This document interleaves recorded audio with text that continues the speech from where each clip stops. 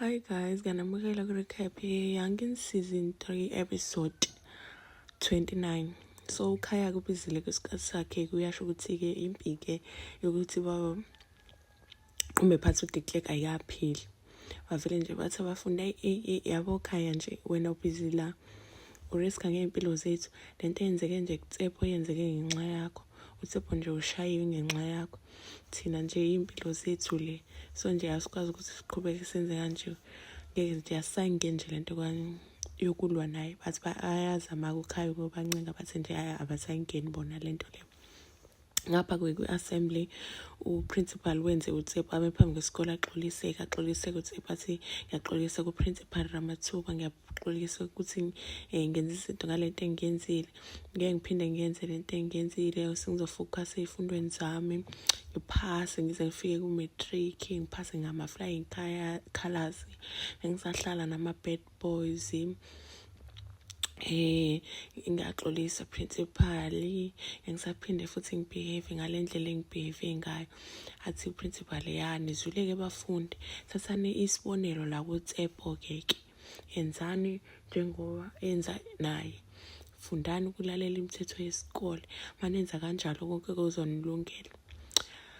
Khaya-ke noMazambane bavele be-worried noSifako bathi nje bukani umngani wethu mfethu, akusiyo nje lo Tshepo esimanziyo leyo. Declerc umenze nje umuntu esingamazi, akusilo Tshepo esimaziyo thina, umuntu nje full of life, bubbly. Qhubeka-ke uKhaya ngala uya-recruit abantu abazoqumba phansi uDeclerc, ukhuluma noBuhle athi kwenzakalani ngawe Buhle kulezi nsuku nje. Wena nje awusay'misele ngokuthi nje silwise uDeclerc nje, umoya wakho phansi, kwenzakalani? Usulahle ithawula nayo kanjani? Athi uBuhle lalela Khaya, khona into eningi nje ezenzeka la empilweni yami. Into engiyifunayo nje mina ufocusa kuma-studies ami, ngiphase ngiphume kulesi hogo lesi. Ngiyakholelwa kuwena, ngiyathemba kuwena, and futhi ngiyazi ukuthi uzokwazi ukuyiqeda le mission le. Ngapha-ke uyafike-ke edining Tshepo ezodla, athi uyambiza uMazambane uzohlala ngapha boy amzibe. Amathatha ubhanana ahlale phansi ayidlele wona. Babethi bazohlala naye oPalisa no Alex no bethi bazama ukukhuluma naye, bethi nje siyaxolisa ngalento eyenzekele kuwena, uyi-deserve. Athi nje wonke umuntu nje mengibona lokho engizela ubuhlungu, lokho engathi ngidabukela, kanti emakhoneni niyangihleka, ngicela nihambe lana ngishiye ngedwa. Ngapha-ke uKhaya-ke ecabanga ukuthi uzomisa kanjani ngalento kaDeclerc. Athi uSifake yabona mfethu, angazi ukuthi sokwenza njani, abazali nabo bahlulekile. So nje ngithi yeke lento Khaya le, futhi uyazi ukuthi lento eyenzekile kuTshepo i-fault yakho, engamele uphushe kangaka. Mina nje into engifuna ukuyenza kwenza sure ukuthi ifamily yami right, ukhazini wami uba right. Ngiyaphuma nje kule nto kaDeclerc. uTumele kusabhizi-ke busy neking uBuhle kuyambuza ukuthi kwenze njani manje, yini khuluma, ngiyabona ukuthi khona into wrong. Athi uBuhle okay Tumele, ngikhulelwe-ke usuyajabula. Athuke uTumele athi ayiJoe, hlala phansi sikhulume.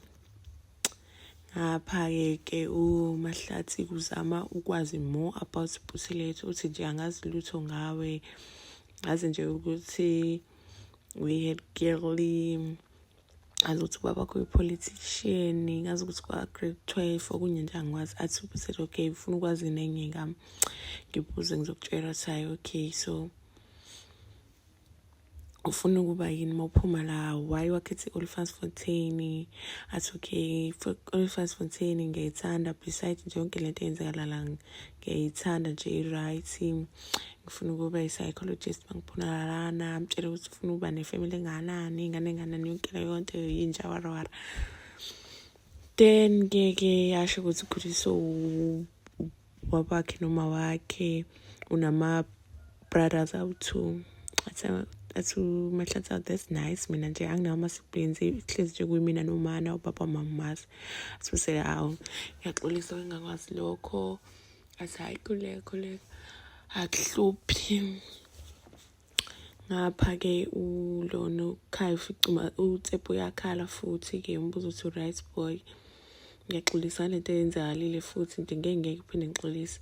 Ngiyayazi indlela efile ngayo. Nami ubaba usekwangishaya phambi kwesikole sekho. Athi ibuhlungu nje angisenazo ney'nyembezi zokukhala. UDiclerc uyithathe zonke iy'nyembezi zami. UDiclerc ungishaye ngazi ngayichamela phambi kwesikole sonke. Manje nje ngiyihlazo. Angikaze nje ngifile kanje empilweni yami. Athi ukhaya yabona-ke umuntu oyazi kahle leyo nto yimi. Nami ubaba nje wangenza njalo. Wazi ukuthi boy ngiyayizwa ipain yakho. Uyazi ukuthi futhi ngohlale ngikhona ukusupport kule ndlela le. Athi uTshepo uyazi ekhaya ngiyaxolisa ukuthi ngakuhleka before. Sengiyazi ukuthi kukanjani umuntu uma ehlangabalaza phambi kwaso sonke isikole. Ngoba nami uDiclerc usengenze njalo.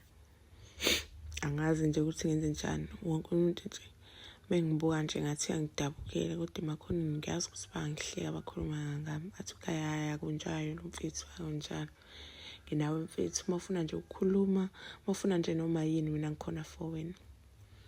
Okay, uMahlathi-ke usekhuluma mina uTumela ukhuluma nomngane wakho kuhle. Buhle ngifuna ukubuza something. Wena usmart uhlakaniphile. Uhlezi unamakhondomu kuwena. Kwenzakaleni kulokho? Athi uKabelo. Qaleni sikawasebenzisa and then egcineni wathi amenza abe uncomfortable sigcina seswayekile.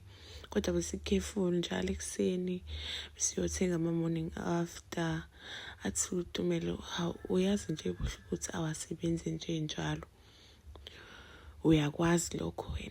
Athi ngiyazi Tumelo ukuthi nje ulona uKabelo vele ngabe isilima akhala athi ngibe isilima kanjani kanjena Tumelo ngiyekele kanjani ukuthi yenzeke lento le. Athi Tumelo ungakhali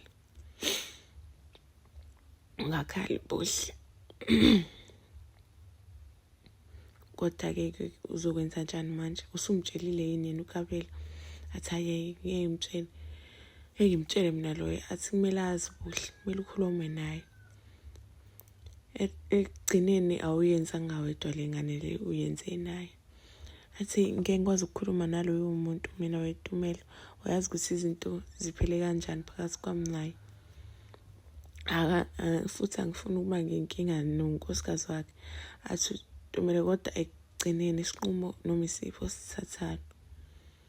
Kodwa kumele ukhulume naye. Kumele ugcine ukhulumile naye umfonelile.